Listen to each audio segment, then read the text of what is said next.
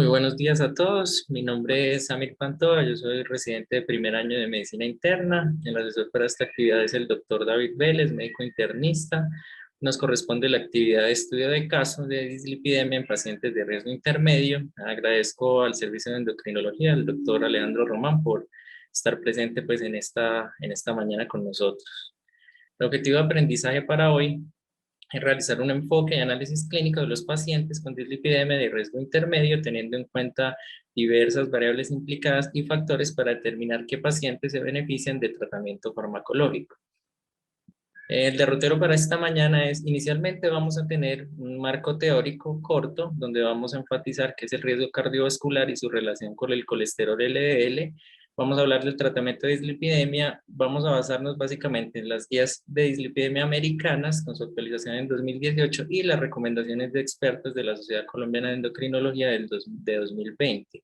Posteriormente el grueso de la charla va a estar en unos casos clínicos que van a ser de dislipidemia de riesgo intermedio, en donde vamos a tener pues la participación del servicio de endocrinología y en donde hemos realizado pues unas encuestas a 10 médicos internistas y residentes de tercer año de medicina interna, con unas respuestas pues que ya vamos a mostrar y vamos a hacer una discusión y finalmente unas conclusiones. Bueno, para iniciar, cuando hablamos de riesgo cardiovascular, lo que buscamos es de alguna manera predecir el riesgo que tiene una determinada persona de tener un evento cardiovascular aterosclerótico. Esto en miras de nosotros saber en qué paciente es alto el riesgo cardiovascular y quién se puede beneficiar de tratamiento farmacológico o no. Esto lo podemos hacer de distintas maneras. Digamos, podemos calcular el riesgo absoluto de presentar un evento cardiovascular como un desenlace compuesto en donde está implicada una muerte de causa coronaria, un infarto agudo de miocardio fatal y no fatal o una ACV no fatal. Este, digamos, es el desenlace que usa la escala que utiliza la Guía Americana de Dislipidemia de 2003 y la de 2018 en su escala de cálculo de riesgo cardiovascular. Tiene la ventaja de que incluye el ACV. Podemos hacerlo como lo hace Framingham, calculando el riesgo de desarrollar muerte de origen coronario, infarto de miocardio, angina de pecho, insuficiencia coronaria. Digamos, en este desenlace no está incluido el ACV, este es el que tiene la escala de Framingham para calcular su riesgo cardiovascular. ¿Y esto cómo lo podemos hacer? Lo podemos hacer a 5 años, a 10 años o durante toda la vida, calcular este riesgo. Esto pues va a determinar en las decisiones que tomamos. ¿Cómo hacemos este cálculo? Internacionalmente se recomienda usar calculadores de riesgo, que son modelos probabilísticos que se basan en factores de riesgo cardiovascular aplicados en ciertas poblaciones que nos determinan un porcentaje de riesgo absoluto a 5 a 10 años de los desenlaces que vimos. Hay muchas calculadoras. Esta que mostramos acá es la que usa la Guía Americana de Dislipidemia de 2018, que me predice el riesgo a 10 años de un evento cardiovascular. Es el primero que les mostré. Tenemos la calculadora riesgo PROCAM y el SCORE, que es la que utilizan las guías europeas de dislipidemia. Y tenemos el Framingham, que es pues la escala inicial, la más antigua y la más conocida, que ha tenido pues varias modificaciones. ¿Qué enfatizar de estas calculadoras? Son útiles, hay que dejarlo claro que son útiles, pero tienen limitaciones. Las limitaciones están dadas porque se crearon en poblaciones determinadas, y cuando las vamos a hacer, las vamos a utilizar en individuos, esto puede generar pues que sobreestimemos el riesgo o en algunas ocasiones que lo subestimemos. Además, el principal problema es que no se ha validado prospectivamente de una manera ideal estas calculadoras en los escenarios en donde vamos a estar tomando decisiones. Es el principal problema pues, de estas calculadoras. En nuestro medio en Colombia, ¿qué tenemos? Solo se ha realizado un estudio de validación en 2014 y validó la escala Framingham y el PROCAM. No tenemos estudios de validación con la escala americana ni la escala ni con el SCORE, solo tenemos con Framingham y PROCAM. De entrada ahí pues ya tenemos esa dificultad. Y este estudio de validación se hizo de manera retrospectiva y fue en una corte aproximadamente de 1000 pacientes. Esto fue en la ciudad de Bogotá y se hizo en una corte retrospectiva en los años 80 y 90. Se siguieron a los pacientes por 10 años y lo que se determinó fue, con la escala Framingham y PROCAM, se miró el poder de discriminación que tenía la escala y la calibración que se hace en los estudios pues, de validación. Como vemos acá en la gráfica, la discriminación para determinar, diferenciar si un paciente es de bajo o alto riesgo cardiovascular. Tiene un área bajo la curva de 0,65 para el Framingham, lo cual es muy modesto. Digamos, el desenlace que tuvieron en cuenta acá en esta escala fue población que no tenía un evento cardiovascular y el desenlace fue enfermedad cardiocoronaria total, lo llamaron ellos. Digamos que la discriminación del Framingham no fue muy buena y el PROCAM le fue un poco mejor, con un área bajo la curva de 0,74 para diferenciar pacientes de bajo riesgo versus alto riesgo cardiovascular. Ya en la calibración, como podemos ver, el porcentaje de eventos esperados versus el observado, según la escala PROCAM, le fue mejor que al Framingham, una relación de 1 a 1,07 entre los eventos esperados en el cálculo de la escala versus los observados realmente, y en el Framingham la relación fue de 1 a 1,31, es decir, el Framingham sobreestima, sobre todo lo que mencionan, sobreestima en pacientes de bajo y riesgo intermedio, sobreestima el riesgo cardiovascular, es decir, que se mostraba en la escala que tenían más desenlaces de los que verdaderamente ocurrieron. La conclusión de este estudio es que el PROCAM tiene una mejor discriminación y una mejor calibración en nuestro medio. Ya las falencias pues, de este estudio sabemos que es retrospectivo y que tuvo muchas pérdidas el estudio y por lo cual pues tiene esa debilidad. ¿Qué pasó después? La Guía Colombiana de Dislipidemia, basados básicamente solo en este estudio, hizo como un consenso, y a pesar de que el estudio decía que el PROCAM es mejor con su poder discriminativo de calibración que el Framingham, ellos llegaron a la conclusión que al ser el Framingham una escala más común, más conocida por nosotros, deberíamos usar el Framingham. Ellos establecieron que le deberíamos hacer una corrección, básicamente basados en la gráfica que les mostré de la calibración, que aproximadamente un 30% sobreestimaba los casos en el desenlace cardiovascular. Ellos dijeron multiplíquelo por 0,75, el valor de la escala de Framingham, y ese va a ser el riesgo de acá. Digamos, algunos autores critican mucho esto porque cuando uno ve la metodología de esta guía, ellos no describen bien cómo hicieron esa corrección pues, de 0,75. Es un tema pues, que vamos a discutir posteriormente. Ahora continuamos. ¿Cuál es la relación que tiene el colesterol LDL con el riesgo cardiovascular? Sabemos que es la variable del perfil lipídico que más se asocia a aumento del riesgo cardiovascular, aumento de la enfermedad aterosclerótica. Sabemos que cada vez que reduzcamos el LDL, vamos a reducir el riesgo cardiovascular. Solo les quiero enfatizar acá en esta gráfica, es un metaanálisis de 2005 en pacientes que se trataron con estatinas.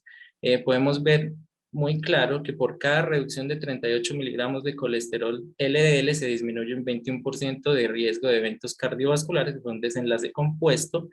Esta reducción es en términos relativos, y entre mayor reducción había del LDL, mayor reducción había de los eventos cardiovasculares. Esto independiente del riesgo basal del paciente y del LDL basal. Digamos que esto es una característica constante y a destacar. Entonces, por esto podríamos decir, entre menos LDL es mejor. En este estudio, lo que les quiero mostrar en esta gráfica es que normalmente se ha establecido que el LDL, digamos, normal, que buscamos individuos de bajo riesgo, como nosotros, digamos, tiene que ser un LDL menor de 130, pero en esta gráfica les quiero mostrar, como vemos acá, hay el porcentaje de individuos con aterosclerosis y sin aterosclerosis. Y se calculó el número de eventos de aterosclerosis en los lechos vasculares. Como podemos ver, se relacionó a los niveles de LDL. ¿Qué les quiero destacar acá? En los pacientes con niveles de LDL entre 50 y 60 eran los que no tenían aterosclerosis, pero pacientes con LDL, o supongamos por ejemplo el de 60 a 70, ya tienen un 11% de aterosclerosis, incluso en 2 a 3 sitios, como vemos el naranja es de 2 a 3 sitios, incluso el LDL es de 100, como vemos tienen aterosclerosis en 1 o 2 sitios y 2 a 3 sitios. Eso nos quiere decir que aún los pacientes con LDLs que podemos considerar que están bien, que nosotros consideramos a veces, decimos está bien, no vamos a hacer nada, ya tienen aterosclerosis. Entonces esto nos deja el mensaje de que puede ser mejor bajar aún más el LDL de lo que lo estamos pues bajando.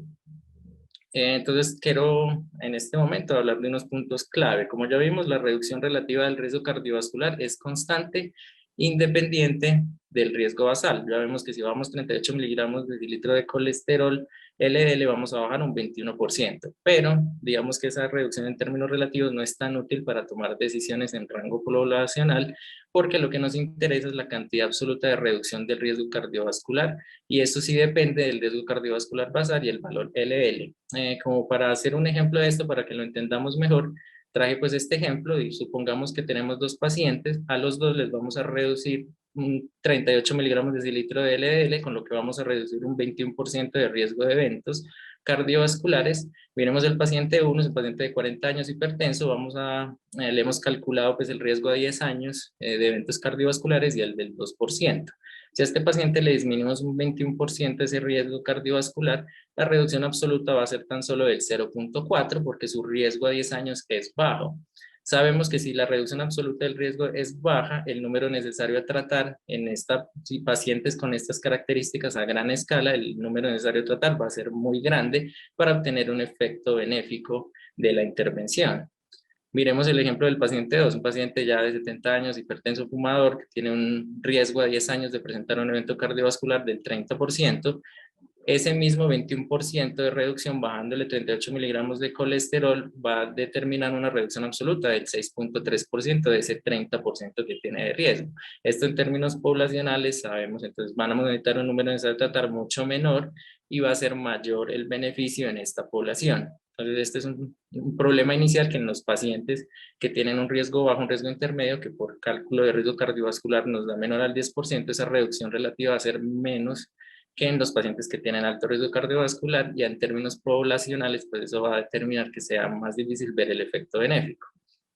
Un segundo punto, no solo depende del riesgo basal, sino también del LDL inicial. Como vemos en este ejemplo, supongamos que tenemos dos pacientes que tienen un riesgo de eventos cardiovasculares a 5 años del 20%, pero el paciente 1 tiene un LDL de 200, si disminuye, como la recomendación en este paciente sería iniciar una estatina de alta intensidad, vamos a disminuir el 50%, o sea que lo llevamos a un LDL de 100. Si hacemos una regla de 3 simple, sabemos que el riesgo relativo se redujo en un 55%, haciendo la regla de 3, si 38 miligramos de cilitro de colesterol me bajan 21%, ¿sí en cuánto? Y esto, como tiene un 20% de riesgo a 5 años, el 55% es más o menos 11%. Entonces, ese paciente tuvo una reducción absoluta del 11%. Un segundo paciente que tiene el mismo riesgo, 20%, pero el LDL inicial es de 140, si yo disminuyo 50% nos da 70, esa reducción del LDL, el riesgo relativo se reduce en 38, pero la reducción absoluta es del 7. Digamos que el paciente número 1, al tener un LDL inicial mayor, se benefició más que el segundo paciente, incluso teniendo el mismo riesgo. Entonces, el LDL basal y el riesgo basal nos determinan de forma absoluta el beneficio de tener una intervención farmacológica, y eso a gran escala es lo que nos importa. Es el primer mensaje. Aquí en esta gráfica vamos a hablar pues muy sucintamente de la recomendación de la guía de dislipidemia de 2018 de la guía americana. En prevención secundaria es claro que debemos usar estatinas. El paciente que ya ha tenido un evento cardiovascular se beneficia, ni siquiera hay que calcular el riesgo en estos pacientes, simplemente se utiliza estatina y debe ser de alta intensidad. La guía americana nos divide en dos grupos, unos de muy alto riesgo, como los vemos acá. Los pacientes de muy alto riesgo son los pacientes que tuvieron múltiples eventos cardiovasculares o que tienen tienen un infarto menor de 12 meses o tienen una ACV o enfermedad arterial periférica asociada a múltiples factores. Ellos son los que más se benefician de alta intensidad y siempre debemos propender por poner una estatina de alta intensidad. Si el LDL es mayor a 70, posteriormente a esto debemos utilizar otras terapias como ezetimibe o el inhibidor de PCSK9. Los pacientes que no cumplen estos criterios que les dije se consideran no son de muy alto riesgo, quedarán como de alto riesgo. En ellos también se indica la estatina de alta intensidad con una meta en ambos de disminuir el 50% del LDL, pero en los pacientes de 75 años se podría considerar en estos pacientes iniciar o moderada o alta intensidad por el aumento del riesgo de efectos adversos. En prevención primaria tenemos unos grupos claros a los que se les debe iniciar estatina sin siquiera calcular el riesgo que tienen en el tiempo, que son los pacientes que tengan LDL más de 190 o los pacientes diabéticos. En esos grupos es claro. ¿Qué pasa con los que ya no cumplen? No son ni de prevención secundaria ni prevención primaria que cumplen estos dos criterios.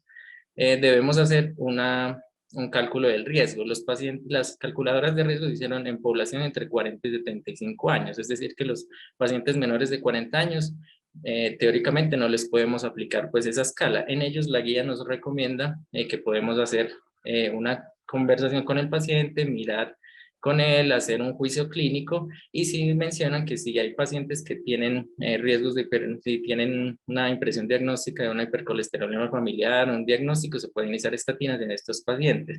Y en los pacientes de 20 a 39 años nos dicen que podríamos considerarlo si tiene un antecedente de enfermedad cardiovascular prematura, que ya vamos a ver qué es eso, o un LDL más de 160 en los pacientes de 20 a 39. En los pacientes de 40 a 75 y con un LDL entre 70 y 190, lo que hacemos es calcular el riesgo cardiovascular. Esta, como es la guía americana, recuerden que van a usar pues la escala inicial que les mostré, que no está pues validada en nuestro medio. Si esa escala tiene un menos del 5%, es un paciente de bajo riesgo y se recomienda cambios en el estilo de vida, que es básicamente ejercicio, y la dieta, pues que ya vamos a hablar más tarde de eso. El 5, si la escala de riesgo nos da de un 5 a 7.5%, se llama un borderline risk, que es un paciente en donde vamos a hacer una discusión del riesgo, vamos a hacer como un juicio clínico, y es muy importante acá que les quiero resaltar que esta guía trae lo que llamamos enhancers, o que lo hemos traducido como modificadores del riesgo, que son variables que no están en las escalas de riesgo, que no están en el puntaje, pero que se ha visto en los estudios que aumentan el riesgo de presentar un evento cardiovascular. Estos enhancers son los que nos van a ayudar a decidir en estos pacientes borderline a quién darle estatina, si los presenta o no, o quién dejamos o lo dejamos sin tratamiento no farmacológico. Lo mismo ocurre en el intermedio, que es más de 7.5 o menor de 20. Lo mismo, miramos los factores modificadores o potenciadores, miramos cada paciente, individualizamos y vemos quién se beneficia de estatina. Y los pacientes que tengan más de 20% de riesgo cardiovascular lo tomamos como alto riesgo, y en esos pacientes la conducta es iniciar estatina para bajar el colesterol un 50%. Tanto en el borderline como en el riesgo intermedio, la conducta, si decimos iniciar estatina, es una estatina de moderada intensidad con una meta de bajar el LDL de 30 a 49%. Ellos mencionan acá abajo que si es difícil aún la decisión, aún con estos modificadores de riesgo, podemos utilizar un score de calcio, pues que ya vamos a preguntar a endocrino más adelante la utilidad pues de esto. Estos modificadores de riesgos, ¿cuáles son? Los que yo les mencioné que nos ayudan a determinar en un paciente si se beneficia de estatina, de un tratamiento farmacológico. Es la historia familiar de enfermedad cardiovascular temprana, que ellos lo definen como tener un evento coronario en un paciente hombre menor de 55 años o mujer menor de 65. Un LDL más de 160 que sea persistente, el síndrome metabólico, una enfermedad renal crónica con una tasa de filtración glomerular de 15 a 59 mililitros minuto, enfermedades inflamatorias crónicas que ellos hacen mucho énfasis en tres, básicamente el VIH, la psoriasis y la artritis reumatoide. Los triglicéridos más de 175 persistente, o si tenemos la posibilidad de medir ApoB que esté más de 130, una lipoproteína minúscula más de 50 o un índice tobillo-brazo menos de 0.9. Estos modificadores se han asociado a que aumentan el riesgo de eventos, por los que los tenemos que tener en cuenta y son muy importantes. Listo. Eso es el enfoque de la guía americana. Acá les traigo el enfoque que tenemos en un consenso de expertos de la Sociedad Colombiana de Endocrinología, y también participaron pues cardiólogos. Ellos, digamos, se basaron mucho en la guía de 2017 y 2018 del Colegio de Endocrinólogos Clínicos de América. Ellos establecen estos grupos de riesgo, hablan de un riesgo extremo cardiovascular en pacientes que tengan enfermedad eh, cardiovascular progresiva, que ellos lo definen como que un paciente que, a pesar de que tenga LDL menos de 70, esté en metas, presente evento cardiovascular, o el paciente que tenga enfermedad cardiovascular establecida y además tenga diabetes, enfermedad renal crónica estadio 3 o 4, falla cardíaca.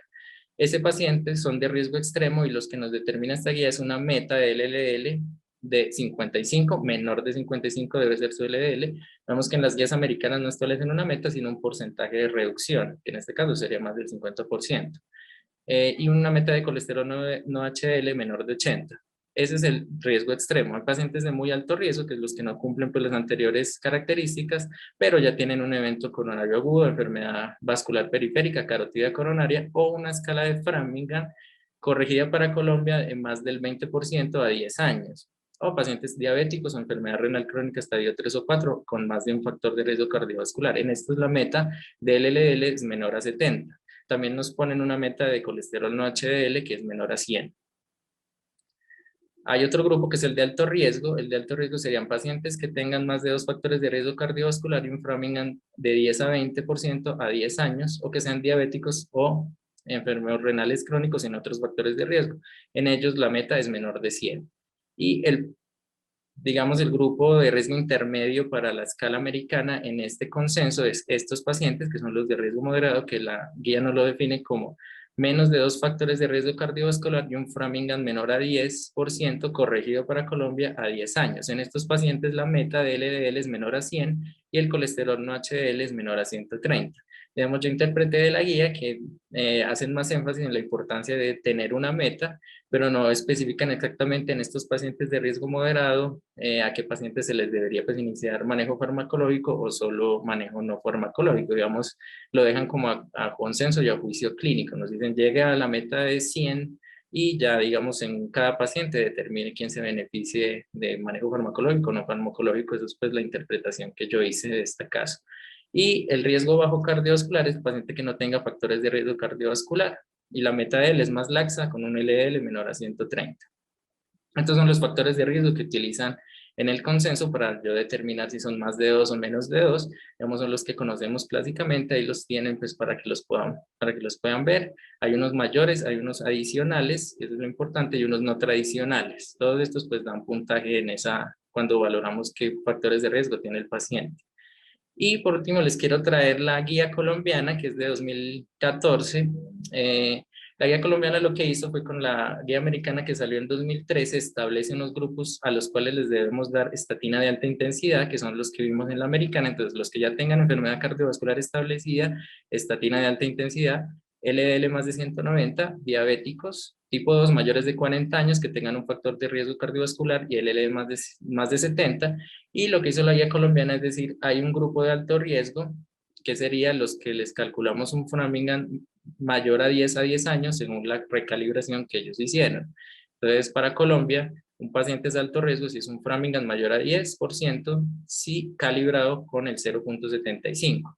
Y ellos mencionan un segundo grupo que son las pacientes con diabetes tipo 2 mayores de 40 años y tienen LDL más de 70 y sin criterios pues, anteriores para recibir intensidad, les podemos dar estatina de moderada intensidad. Y ellos dejan un tercer grupo, que son los que podemos considerar darle estatina de moderada intensidad, que no cumplan ninguno de los anteriores criterios y el colesterol LDL sea más de 160 o que tenga una historia de eventos cardiovasculares o cerebrovasculares tempranos. Digamos, aquí no establecen tal como tal quién es un riesgo moderado, un riesgo intermedio, digamos que son los que se salen de este grupo, y digamos que ese colesterol de LDL más de 160 y los eventos cardiovasculares familiares son como similar a los factores modificadores que hablaban en la guía americana, pero aquí quedan en varios grupos de pacientes en donde quedan en un limbo, donde ya nosotros seríamos pues los que definimos si se beneficia de terapia farmacológica o no. Entonces, en conclusión, lo que quiero que nos quede claro, ¿quién es el paciente de lipidemia de riesgo intermedio? Según la guía americana, es un paciente entre 40 y 75 años con un LDL entre 70 y 89 y un riesgo cardiovascular calculado entre 7.5 a 20%, pero según la escala americana, que no está validada acá. En nuestro medio va a ser un paciente de riesgo intermedio si tiene menor o igual a 2 factores de riesgo cardiovascular y que tenga un puntaje de Framingham corregido para Colombia menor al 10%. Esto es importante porque a veces nos podemos confundir, calculamos el riesgo cardiovascular con Framingham y lo traspolamos a los cuadros pues, de la guía americana. Entonces, porque si nos da, por ejemplo, un Framingham de 15%, ese paciente ya es de alto riesgo, no es de intermedio, porque lo estaremos traspolando a la guía americana. La guía americana usa la escala que no está validada acá y pues que no la deberíamos usar. Entonces, recordemos, menor del 10% del Framingham. Y ya para terminar, ¿qué evidencia tenemos de usar estatinas, usar manejo farmacológico en pacientes de riesgo intermedio? Entonces, este es el estudio 3 que se hizo digamos, en pacientes de riesgo intermedio no habían tenido evento cardiovascular y se valoró rosuvastatina 10 miligramos versus placebo. Importante saber qué pacientes pues incluyeron en este estudio.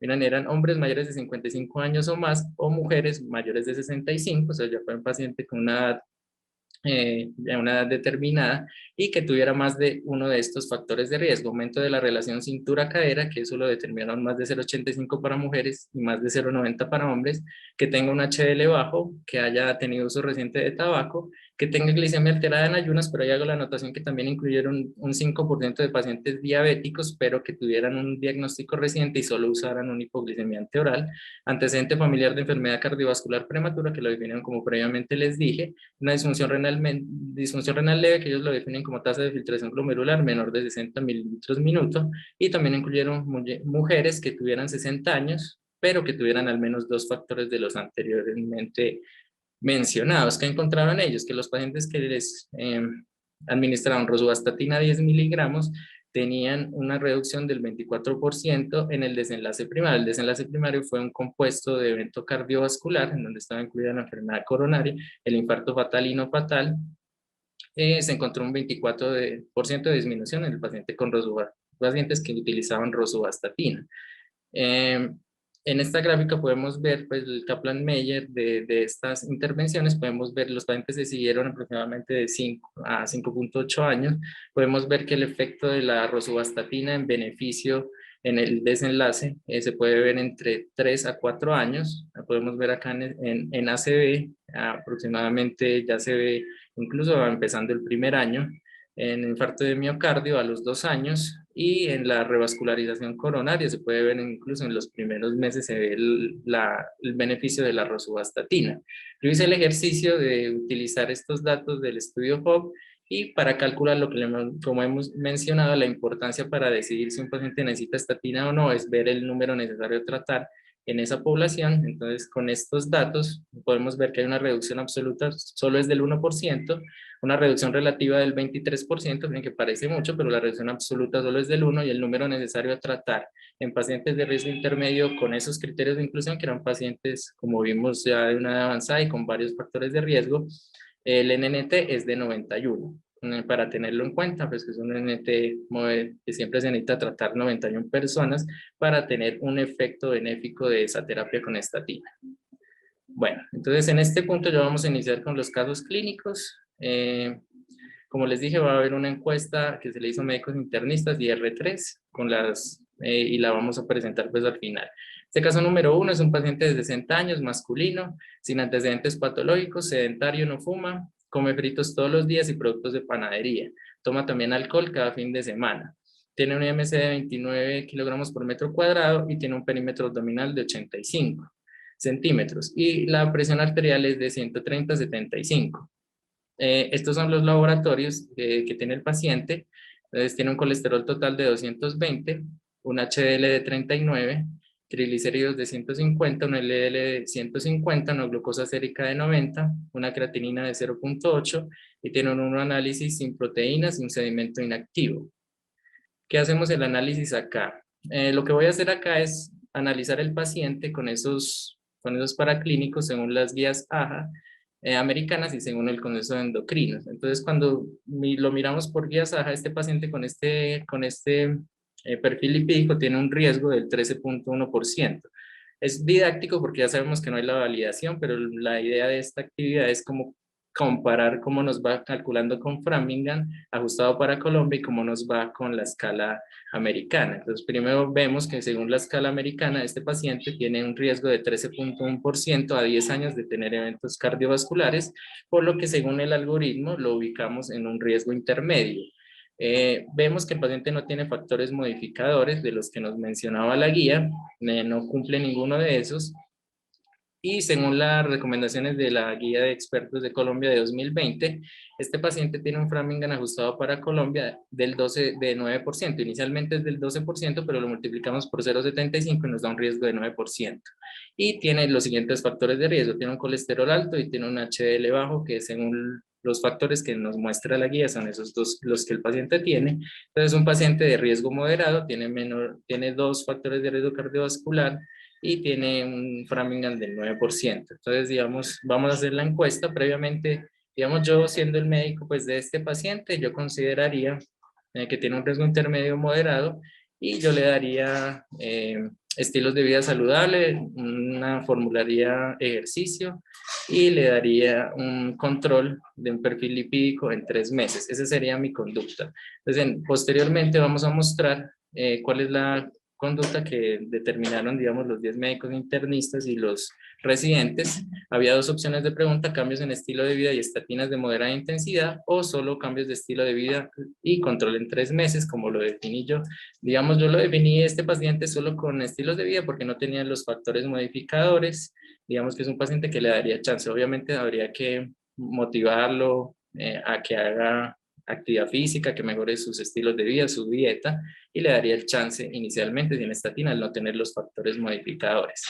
Esa es mi conducta. Vamos a ver qué dijeron los internistas. Como vimos, acá está el caso para que lo recuerden nuevamente. Miramos que hay un 50% que dicen que solo harían cambios de estilo de vida sin manejo farmacológico, y hay 50% que diría que hacen cambios de estilos de vida y también estatina, como esto, digamos, está dividida. Entonces, en este punto nos gustaría la opinión de endocrinología. ¿Cuál sería su opinión de qué conducta pues pensarían que es más adecuada para este paciente? Hola, buenos días. Muchas gracias por la invitación. ¿Cómo me estás oyendo ahí, Samir? Sí, muy bien, lo escucho muy bien. Perfecto. Vamos a ver qué opinan el grupo de residentes míos. Creo que está la doctora Miriam Vanessa conectada y si le pueden dar como panelista a Luis Rodríguez, que creo que también está conectado, que es el Fellow de Endocrinología 2. Y no sé si María Carolina también está conectada, para que opinen primero los Fellows, si están amables. Pues como ustedes ven acá, nosotros el análisis, mientras ellos pueden conectarse, es básicamente, es un paciente que tiene un LDL bastante elevado. El LDL usual en la mayoría de las personas debe ser menos de 70 o alrededor de 50, 60. El LDL de un neonato es entre 30 y 50 miligramos por decilitro. Entonces, de entrada es un paciente que tiene un LDL bastante elevado, tiene un perímetro abdominal incrementado con un sobrepeso, y es un paciente de 60 años de edad que claramente se beneficia de tratamiento. Inicialmente nosotros en endocrinología insistimos mucho en cambios terapéuticos en el estilo de vida. Entonces, lo primero que haríamos con este paciente sería hacer cambios terapéuticos en el estilo de vida, y ya posteriormente, como esté su control, definiríamos el manejo farmacológico. Muchos de los pacientes que nosotros vemos en la consulta son pacientes que tienen un estilo de vida poco saludable. En Estados Unidos solo el 4% de la población tiene estilos de vida saludable, que se define como hacer ejercicio, comer una porción diaria de frutas y verduras, no fumar y no tener incremento en el peso. Eso solo lo hace el 4% de la población. No sé si el grupo de fellows ya puede participar, o no sé si Carlos Willes está también por ahí, o la profe Diva Castro que puede mencionar.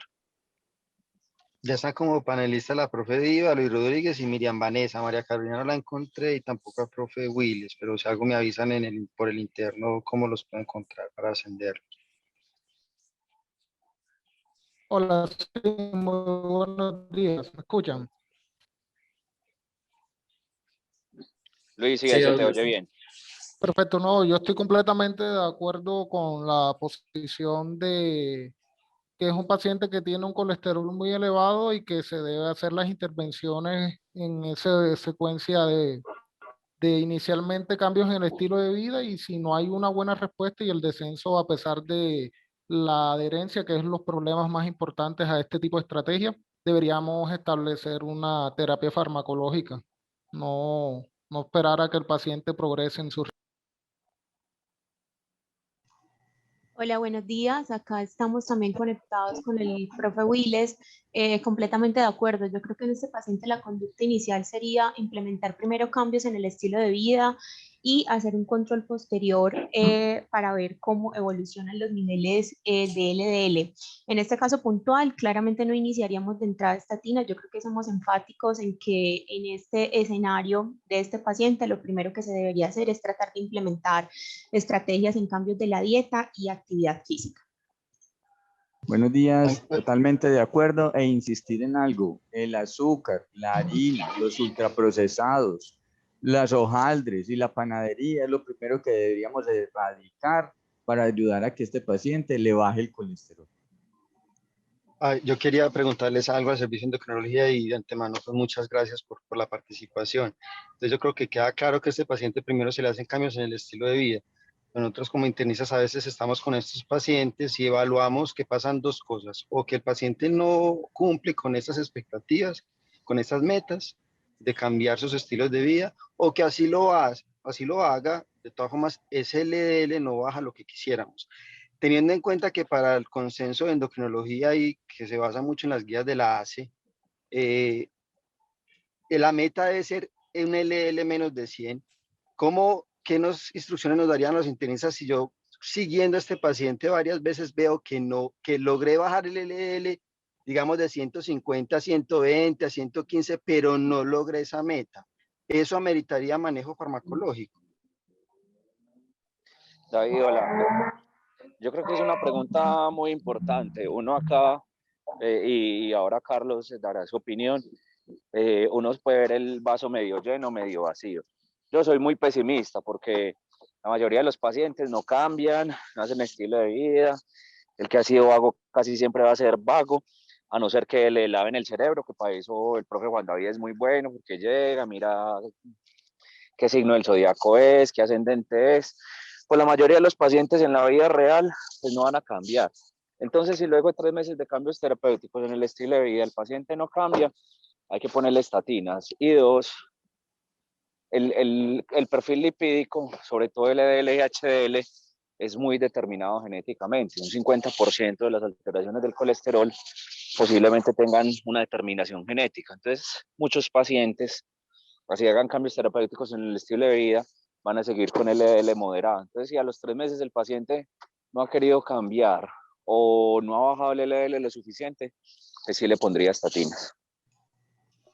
Totalmente de acuerdo. La diferencia no está en la posición inicial de empezar con estilos de vida saludable, sino en el hecho de que el seguimiento tiene que ser puntual y estricto. En esa pregunta mencionaban varios controles. La idea es que, so pena de estar enfermando, como a veces se nos recrimina al paciente sano, desde el primer momento hay que informarle al paciente que ya ha empezado un proceso mórbido. Entonces, no es dar nuevas esperas, sino o se logra la meta en ese primer control o se toma la decisión de iniciar farmacología. En esa posición estoy completamente de acuerdo.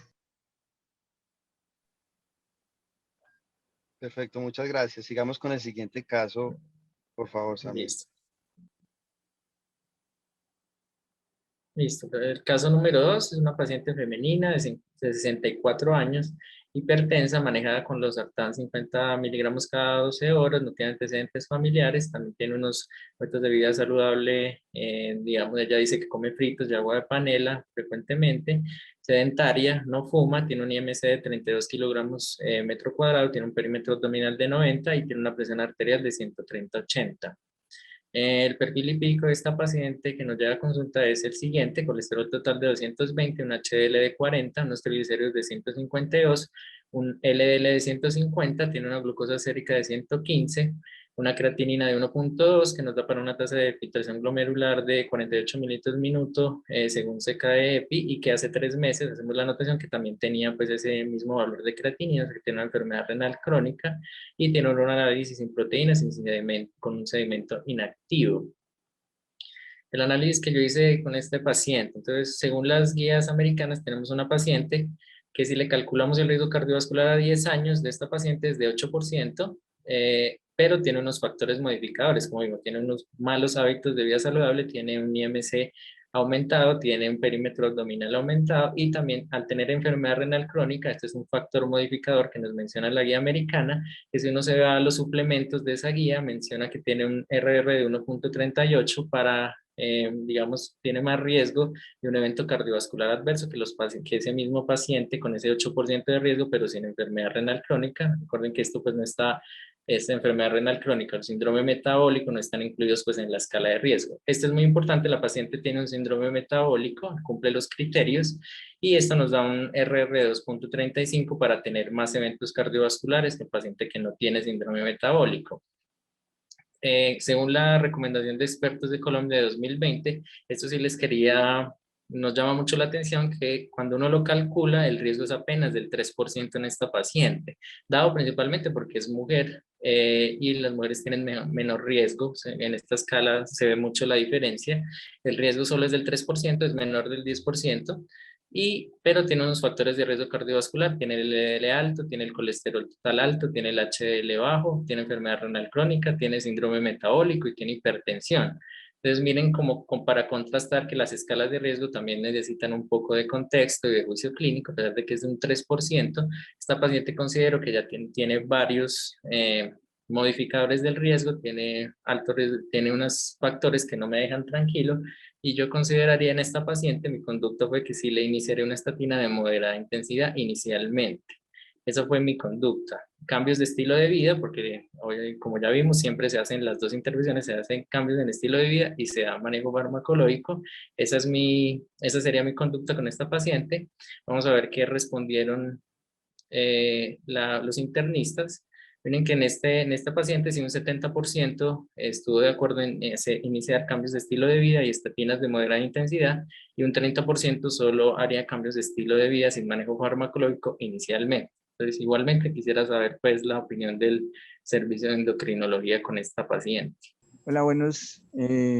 Aquí yo hago una pregunta, Samir. Tiene Sí, la profe. glucosa en 115.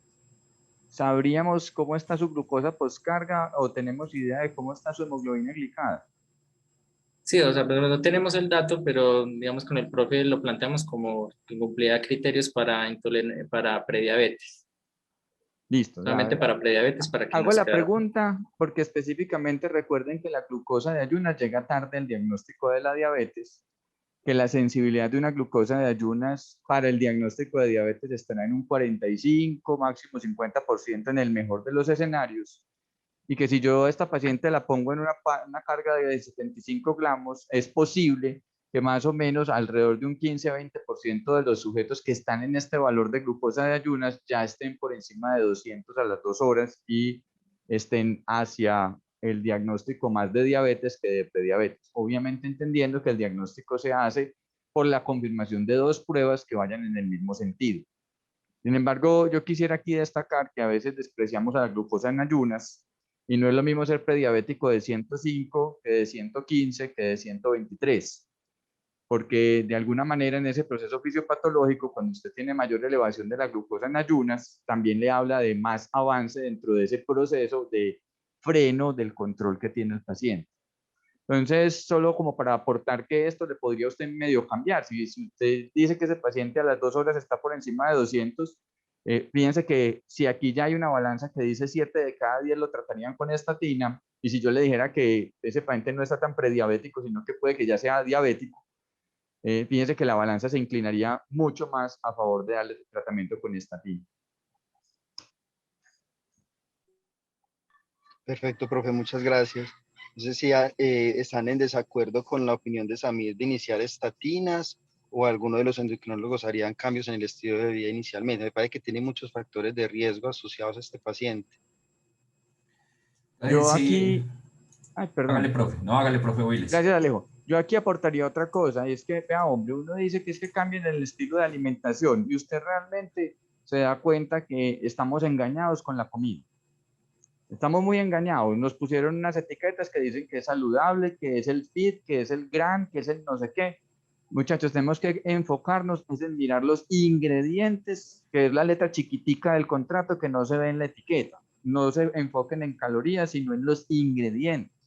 Cuando usted vea que en el ingrediente hay glucosa, grasas vegetales, glutamato monosódico, edulcorantes, o sea, cosas que usted sabe que ese paciente dentro de esos ingredientes del producto, por más que se lo estén vendiendo como saludable, son de un ultraprocesado. Por eso usted dice que el paciente hizo el cambio en el estilo de alimentación y se siguió comiéndose el engaño, y por eso ese paciente no le va a mejorar. Hay que insistir mucho, y yo creo que en eso hay que insistir hasta el cansancio.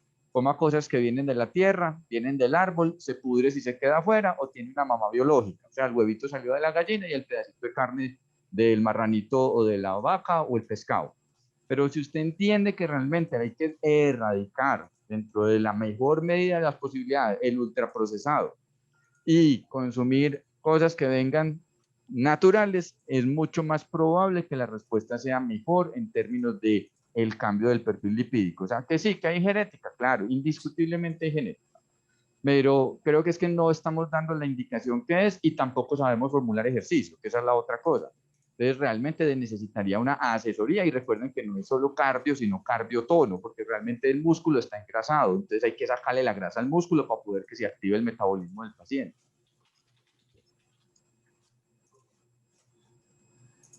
Profe Romano, Otro de los puntos importantes que hay que tener en cuenta y que de pronto se pueden comentar en este paciente con prediabetes es la consideración del riesgo de diabetogénesis o de desarrollar diabetes que se evaluó en el estudio Júpiter. Nada más con esa evidencia es la que de pronto tenemos algún aumento de la incidencia de nuevos casos de diabetes. No obstante, esta es una paciente que es posible que con todos esos factores de riesgo, siendo ya una paciente renal crónica, habría que mirar el índice tobillo-brazo, por ejemplo, y evaluar el riesgo de enfermedad aterosclerótica ya subclínica, que todavía aumentaría mayor el riesgo de una enfermedad a posterior con un evento cardiovascular mayor. Entonces, pienso que además de los factores que Samir indicó, esta paciente por algún temor que exista de desarrollar diabetes, es posible, como el doctor Willis lo indicó, que ya tenga incluso el diagnóstico y estemos llegando tarde, y el miedo que tenemos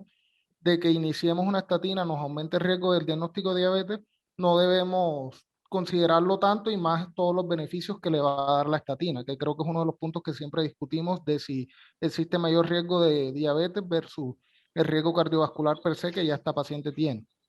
bueno, yo creo que en aras del tiempo, sabiendo que faltan 4 casos, quería como puntualizar entonces en esa parte de si es unánime para el servicio que iniciarían estatinas inicialmente. Sí, yo sí le iniciaría. Yo a los 50 años no hago ejercicio, soy vegetariano, tengo LDL de 77, para los 50 años voy a empezar a tomar estatinas. Entonces yo a esta paciente también le pondría estatinas, insistiendo en cambios terapéuticos en el estilo de vida, que muchos de estos pacientes no los van a realizar. Perfecto, sigamos con el siguiente caso. Levantando, seguimos, ¿no? Creo que están levantando la mano. Con el siguiente caso y damos las Listo. preguntas del público para el final. El caso número 3 es una paciente de 60 años, también hipertensa, manejada con los Aptar 50 miligramos cada 12 horas y tiene una artritis reumatoide manejada con metotrexato. El padre sufre de colesterol, pero no determina, no sabemos en qué punto de cuánto tiene pues el perfil lipídico, solo nos menciona eso. Dice que se cuida de no consumir muchas harinas, come sudaditos, camina de vez en cuando, no fuma, tiene un IMC de 27 y un perímetro abdominal de 70. Tiene una presión arterial de 130/80. Este es el perfil lipídico de la paciente. Tiene un colesterol total de 200 miligramos de decilitro, un HDL de 45, triglicéridos de 160, un LDL de 128, glucosa sérica de 102 y una creatinina de 0.9. Tiene un análisis en proteína y sedimento activo y sedimento inactivo. Vamos a suponer que esta paciente pues le hicimos una hemoglobina glicada y una glicemia pues postcarga y nos dan valores normales, digamos, no cumple criterios ni para prediabetes ni para diabetes. Según las guías A, entonces esta paciente tiene un cálculo de riesgo de enfermedad cardiovascular a 10 años de 5.7%. Los factores modificadores que tiene ella, según los que menciona la guía, es la artritis reumatoide, que tiene un RR de 1.70. Es una enfermedad inflamatoria crónica que nos determina mayor riesgo de eventos coronarios. La recomendación según la guía de expertos de Colombia, calculamos el Framingham de esta paciente y nos da 6%, ajustado para Colombia. De factores de riesgo cardiovascular pues, que tenemos en esta paciente, tiene el colesterol alto, tiene el HDL bajo, también tiene hipertensión arterial. Digamos que en esta paciente me parece la decisión que hay que considerar varias cosas. Por ejemplo, si tiene una artritis reumatoide, digamos, habría que ver el grado de control pues, de la enfermedad que tiene para ver si digamos, esta paciente puede ser adherente a la actividad física. También tenemos que tener en cuenta, ella nos dice que tiene, según su apreciación, unos estilos de vida saludables, según lo que ella, digamos que tenemos que ser muy, como dijo el profe Builes, preguntarle muy bien qué es lo que come, hacer digamos, un interrogatorio nutricional bien dirigido para determinar si eso que nos dice ella, de que se cuida y que lo hace, es verdaderamente cierto. Otra cosa a tener en cuenta ahí, digamos, es hipertensa, pero está en metas, y la artritis reumatoide, pues que según la guía americana es un factor modificador. El LDL de ella es de 128, siendo un riesgo moderado, la meta en ella es de 100, digamos, está a 28 miligramos de decilitro de alcanzar la meta. Entonces, en esta paciente la conducta a seguir, pues la que yo determiné es eso, básicamente determinar si tiene buenos estilos de vida y si aún así con esos estilos de vida no está llegando a la meta, yo le pondría estatina. Esa pues es mi conducta. La opinión de los médicos internistas es esta, Sí, 50 y mira que 50. fue mitad y mitad, y estos dos últimos dos casos que tú mismo fuiste que los desarrollaste, y en eso pues tiene mucho mérito tu trabajo. Muy interesante porque Framingham dio menos del 10%, mira que incluso esta tiene un LDL de 128, y es muy probable que en la consulta médica estos pacientes pasen desapercibidos si no se tengan en cuenta los otros factores de riesgo que vos estás mencionando, o esa interpretación que vos estás haciendo de la enfermedad renal, de esa glucosa en 115 en el caso previo, y ahora esta paciente que tiene artritis reumatoide. Me parece muy importante saber qué diría endocrinología con relación a si iniciarían estatinas inicialmente o primero cambios en el estilo de vida. Acá hay un problema y es que la paciente tiene al tener artritis reumatoide es una paciente que tiene un riesgo cardiovascular distinto. Entonces estos pacientes son peligrosos porque estos pacientes por el estado inflamatorio tienen más riesgo cardiovascular. Entonces esta paciente tiene un LDL en 128, por una paciente de riesgo bajo, lo ideal es tener un LDL menor de 130, pero esta paciente no es de un riesgo bajo, es de un riesgo intermedio y tiene 60 años, es hipertensa. Entonces es una paciente que así uno le ponga cambios terapéuticos en el estilo de vida, posiblemente se beneficie más de estatinas que los dos casos previos, a pesar de tener un LDL bajo. Entonces yo a esta paciente sí le pondría estatina, no sé qué dicen mis colegas. Bien, yo creo que podríamos preguntar más fácil si alguno de los endocrinólogos que nos está acompañando de pronto empezaría con cambios en el estilo de vida. Y si nadie contesta, pues seguimos con el siguiente caso, porque es David, lo de la... Sí, señor, cuénteme, profesor. no, yo empezaría con cambios del estilo de vida y reevaluaría. Es que en el LDL en 128 está bajito, ¿cierto, profe? Y por eso, lo que pasa es que la Más por el consideración que hace LDL. Alejo es muy buena. Es que, Sí. a ver, mire, ojo, nosotros nos estamos guiando por números y no solo es el número, sino el contexto del paciente. De hecho, si usted me dice, tiene un índice de masa corporal de 27, recuerden que nosotros el índice de masa corporal llega tarde al diagnóstico de obesidad. Un paciente, si yo le pidiera a esta paciente un porcentaje de grasa, puede que le salga por encima del 33% y ya me está diciendo que tiene una elevación de su acumulación de grasa. Y eso le cambiaría probablemente las cosas. De hecho, no me cuadra que tenga un perímetro abdominal de 70 con un índice de masa corporal de 27. Pero lo que yo le diría claramente es, yo primero insistiría en cambios del estilo de vida. Obviamente, artritis reumatoidea es artritis reumatoidea y es un fenómeno inflamatorio y la va a poner en riesgo. Sin embargo, también yo pondría en consideración otra cosa. Aún dando estatinas, hay un riesgo residual y ese riesgo residual en parte tiene que ver con ese fenómeno inflamatorio dado por el sobrepeso, la obesidad y los productos ultraprocesados. Entonces creo que tenemos que insistir más en esa parte y obviamente no cegarnos y decir, bueno, listo, no lo hizo, no salió, no mejoró, el tratamiento. Pero primero insistamos en la base que tiene que ver con alimentación y estilos de vida. Perfecto, profe, muchas gracias. Acá hay, David, Hola, sí, yo puedo... David, acá hay un problema y es que lo que acabas de decir vos, o sea, un LDL 128 todo el mundo lo mira y ve, no, claro, es un LDL malo, o un LDL bajito, perdón, pero no es un LDL bajito, realmente es un LDL muy alto. Recordemos que el percentil 95 LDL en Colombia, en nuestro medio, es hasta 110, es decir, el LDL 128 está por encima del percentil 99, es decir, está por encima del 99% de la población. Ese LDL de 128 no es un LDL normal, la mayoría de nosotros normal, sino una alteración genética, haciendo ejercicio, cuidando, tiene un LDL entre 70 y 77, entonces es un LDL que es relativamente alto en una paciente que tiene artritis reumatoide, hipertensa, de 60 años. Entonces, obviamente, pues tenemos que decir lo que tenemos que decir siempre, no, hay que aprender a comer, hay que ser juiciosos, hay que hacer ejercicio, pero de verdad, o sea, yo soy del lado de los realistas y los realistas son pesimistas. La mayoría de la gente en nuestro medio no se cuida. Y puede que en la consulta de endocrinología le lavemos el cerebro, le insistamos porque somos más sesgados. Pero esto no es una paciente que casi que no está moderado riesgo cardiovascular, casi que se está pasando alto riesgo cardiovascular solo por el hecho de tener artritis reumatoide. Entonces esta paciente, yo considero que así le hagamos cambios terapéuticos en el estilo de vida, si en 3 meses la paciente sigue con ese LDL, hay que ponerle tratamiento. Entonces, miren la dificultad, o sea... No, excelente, sí, profe. Puedo Yo eso decir lo aprendí mucho esta semana, porque pues para esta charla Samir y yo tuvimos que leer otra vez todas las guías y profundizar, y solamente haciendo estos casos clínicos nos dimos cuenta esos errores que a veces cometemos por esas premisas, LDL bajito, Framingham de 2%, y me gustaron mucho los casos que planteó Samir. Los siguientes dos casos son incluso muy interesantes porque son el paciente con edad avanzada y el paciente que es más joven. De pronto, anotaciones puntuales que quería hablar otra persona, y Samir, te recomendaría que nos dijera los dos casos de Takada y ya luego finalmente hacemos la conversación sobre los dos casos. Perfecto, Yo quiero hacer un concepto, pues una apreciación adicional con la artritis reumatoide. La guía EULAR y la EULAR se ha expresado y ellos consideran que la artritis reumatoide tiene un riesgo similar a la diabetes, o sea, ellos lo ponen al mismo nivel de riesgo cardiovascular de la diabetes. Entonces yo estaría más a favor de lo que dijeron inicialmente, de iniciar estatinas, por lo menos de moderada intensidad.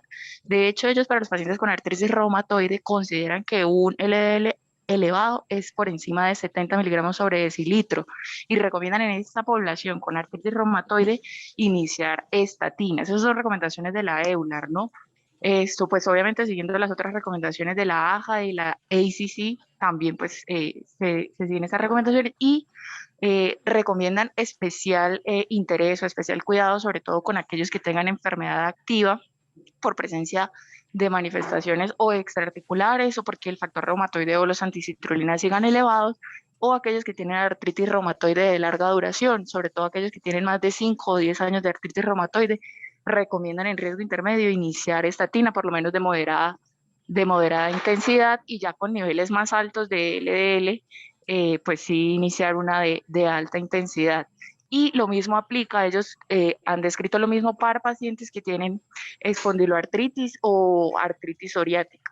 O sea, digamos que debemos considerar esto como una enfermedad inflamatoria crónica que nos aumenta el riesgo cardiovascular, tal vez no tanto como la diabetes, pero sí de una manera similar. Entonces yo sí iniciaría estatina, por lo menos de moderada intensidad de entrada. A mí me gustaría, porque yo creo que María Carolina, dame un segundito. Yo creo que nos va a tocar hacer segunda parte, pero sí me gustaría oír al profe Fabián y a Carlos Atencia, que han hecho dos comentarios acá. El profe Fabián nos gusta pues por la parte epidemiológica, que yo creo que es muy importante, y Carlos ha hecho un comentario que dice que no se han hecho cosas tan precisas. Entonces yo creo que démosle la oportunidad también al profe Fabián y al profe Carlos, y yo creo que sí nos toca programar una segunda parte, David. No, perfecto. Yo creo que pues hay 90 espectadores y yo creo que yo quedo muy satisfecho con lo que se hizo, porque los casos que planteó Samir me parecen excelentes y las opiniones de endocrinología han sido muy, muy, muy interesantes. Profe Fabián, cuéntenos, profe, ¿qué quiere decir o lo quiere dejar para la segunda Carlos, reunión? hermanito, yo creo que sí, en honor al orden, Carlos levantó la mano primero, ¿no? Ah, sí, señor. Hágale atencia, hermano. Qué pena atencia con vos. Vos sabes que estas charlas es difícil manejarlo del tiempo, hermano. Ya, espérate, yo miro si Atencia tiene la palabra. Carlos Atencia, ya, mismo. Sí, ahí me escuchan. Sí, señor. Sí, señor. Bueno, no, quería felicitar por la charla a Samiria y David, muy buena charla. Yo quería solamente hacer un comentario y es lo siguiente. Si somos estrictos con la evidencia que tenemos, solamente los pacientes que son diabéticos, que tienen entidad inflamatoria, aquellos con LDL por encima de 190 y que ya han tenido un SB, un infarto, es decir, estoy hablando en el contexto de prevención secundaria, porque siempre hay que mirar que sea prevención secundaria, son los pacientes que requieren estatina de alta intensidad. Esos en un extremo, ¿cierto? Estoy hablando de las 4 poblaciones grandes que la guía de la Sociedad Europea de Cardiología habla de estatina de alta intensidad.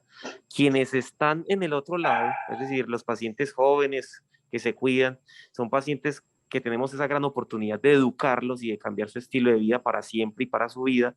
Son pacientes que deberíamos comenzar con estilos de vida Estos pacientes, muchos de acá están ahí en la mitad. ¿Cuál es el problema de estar en la mitad? Que entonces es donde aplicamos las escalas que creemos o pensamos que están validadas de riesgo y resulta que muchas de esas escalas que tenemos no están validadas, ¿cierto? El estudio del profe Álvaro Ruiz en Bogotá, que salió publicado en la revista Colombiana de Cardiología, muestra inclusive que el PROCAM tiene una calibración mucho más exacta que Framingham para evaluación del riesgo cardiovascular y no lo recomendamos. Y el ajuste por 0.75 es a todas luces un despropósito, en mi opinión. Y no utilizamos tanto PROCAM. Entonces, el profe Donado en Medicina UPB en 2017 evaluó los 21 scores que tenemos nosotros con varios de sus estudiantes y definitivamente no hay nada validado para la población colombiana. Entonces, muchas de esas, como lo han visto en varios casos, el cálculo del riesgo no corresponde a veces a la conducta terapéutica y precisamente es por eso, porque muchos de esos quedan muy escasos en predecir el riesgo cardiovascular tal y como lo entendemos. Esa era la apreciación que quería hacer. Perfecto, muchas gracias, Atencia. Yo creo que entonces mi plan es el siguiente, hacer una segunda reunión donde tomemos 5 o 10 minutos, la primera parte 5 o 10 minutos donde hagamos un resumen de lo que se dijo y las conclusiones de esta primera parte, que fueron muchas. Luego le damos inmediatamente un espacio para que el profe Fabián Jaime nos haga una editorial sobre lo que piensa sobre los casos que se hicieron y se resumen que vamos a ver pues, sobre esta primera reunión.